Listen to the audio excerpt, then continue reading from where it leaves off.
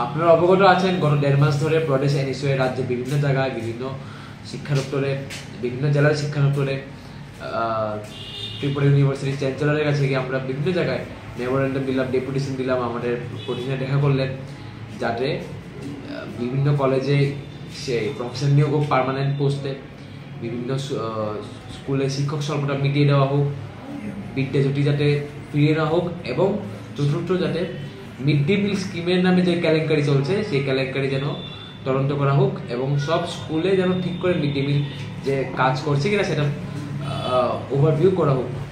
কিন্তু আমরা দেখলাম যে আপনারা সরকার বলুন বা শিক্ষা দপ্তর বলুন, তারা টোটালি এটা নিয়ে নিশ্চুপ, তাদের কোনো হেলদোল নেই। তারা দিন পর দিন তারা শিক্ষা দপ্তরের কেলেঙ্কারি আরও বাড়িয়ে চলছে।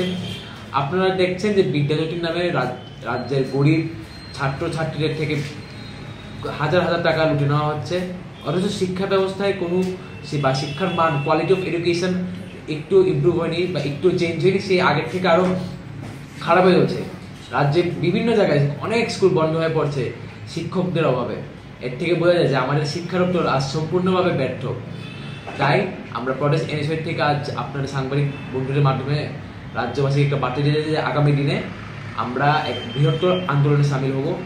আমরা ত্রিপুরা শিক্ষা ব্যবস্থাকে ফিরিয়ে আনার জন্যে এবং আমরা এও দাবি করব যেন শিক্ষামন্ত্রী যথাসম্ভব পদত্যাগ করুক ওনার পদের থেকে, কারণ শিক্ষামন্ত্রী কোনো ধ্যান নেই ওনার শিক্ষা দপ্তরের দিকে। উনি ওই অন্যান্য দপ্তর নিয়ে ব্যস্ত আছেন না কি করছেন, কিন্তু শিক্ষা দপ্তরে ওনার জিরো ফোকাস। শিক্ষা দপ্তর টোটাল টলাইটে চলছে, স্কুল কলেজ সব টলাইটে, কোনো দিকে প্রফেসর নেই, কোনো দিকে টিচার নেই। ডেলি খবর বাচ্চারা গিয়ে রাস্তায় বসছে। এখন দেখার বিষয় হচ্ছে গিয়ে শিক্ষা দপ্তর থেকে তো কোনো আপনার ব্যবস্থাটা নেয়নি, যার কারণে এখন আমরা এক বৃহত্তর আন্দোলনে সামিল হবো কিছুদিনের মধ্যে। জানি আন্দোলনটা কি হতে পারে এবং কবে নাগাদ?